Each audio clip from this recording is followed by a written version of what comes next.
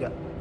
Halo, perkenalkan kami dari kelompok 9 RPL yang membawakan judul penerapan motor listrik sederhana pada turbin helikopter.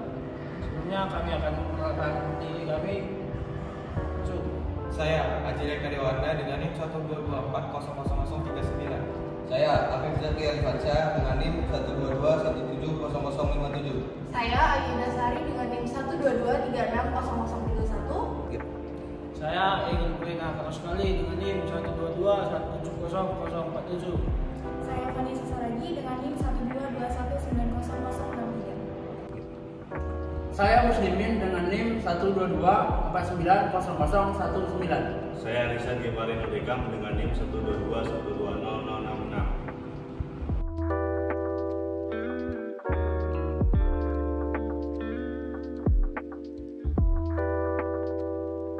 Gaya Lorentz.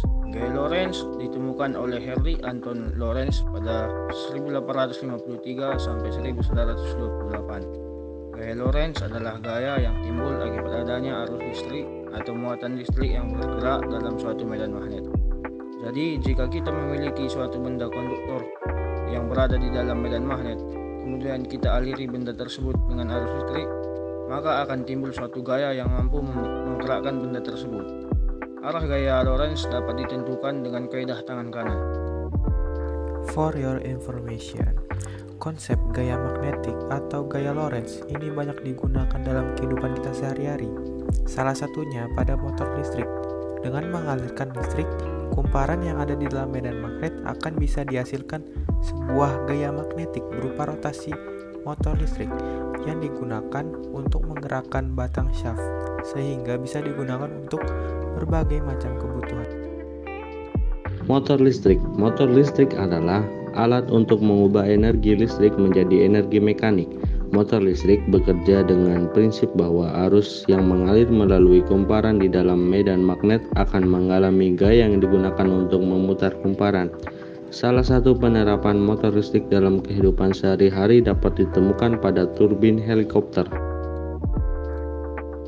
Pada turbin helikopter, penerapan motor listrik dengan gaya Lorentz dapat menyebabkan turbin pada helikopter dapat berputar sehingga dapat mengangkat helikopter. Nah, motor listrik sederhana pada turbin helikopter memiliki kelebihan dan kekurangan. Nah, kelebihannya yang pertama, motor listrik pada turbin helikopter lebih efisien dibandingkan dengan motor konvensional. Hal ini karena motor listrik memiliki efisiensi konversi energi yang lebih tinggi. Yang kedua, motor listrik pada turbin helikopter memiliki sedikit bagian bergerak sehingga biaya perawatan dan penggantian suku cadangnya lebih rendah. Yang ketiga, motor listrik tidak menghasilkan emisi seperti motor konvensional yang menggunakan bahan bakar fosil. Oleh karena itu, penggunaan motor listrik pada turbin helikopter dapat membantu mengurangi polusi udara. Nah, ada juga kelemahannya. Yang pertama yaitu satu, motor listrik memiliki kapasitas daya terbatas dibandingkan dengan motor konvensional. Hal ini membuat motor listrik kurang ideal untuk digunakan pada turbin yang memerlukan daya tinggi. Yang kedua, motor listrik memiliki berat yang lebih besar dibandingkan dengan motor konvensional dengan daya yang sama.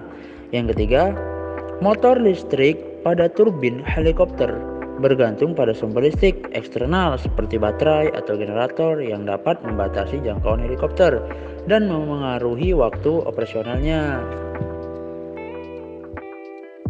Keunikan.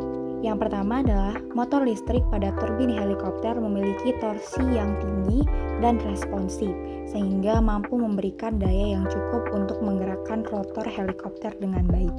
Yang kedua, motor listrik pada turbin helikopter tidak menghasilkan suara yang bising dan getaran yang kuat seperti motor konvensional.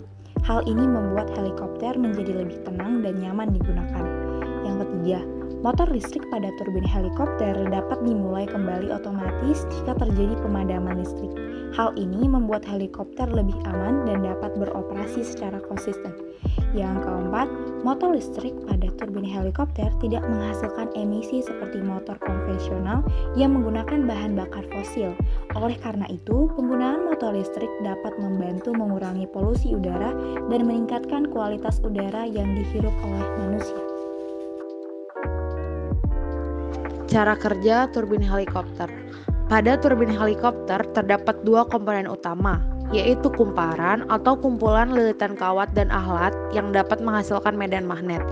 Ketika kumparan dialiri oleh arus listrik yang terdapat medan magnet yang mengenainya, maka akan terdapat gaya Lorentz yang bekerja. Sedangkan pada posisi sebelah kanan, arus listrik mengalir ke arah yang berlawanan dengan kawat sebelumnya, sehingga akan menghasilkan gaya Lorentz yang berlawanan pula, yaitu ke arah bawah. Jika keduanya tersebut digabung, maka akan membuat kumparan menjadi berputar. Hal itu terjadi berulang-ulang sehingga kumparan akan berputar terus-menerus. Gaya putar yang dihasilkan oleh motor listrik ini dipengaruhi oleh kuatnya arus listrik dan medan magnet yang diberikan. Semakin besar kedua komponen tersebut, maka akan semakin besar gaya putarnya.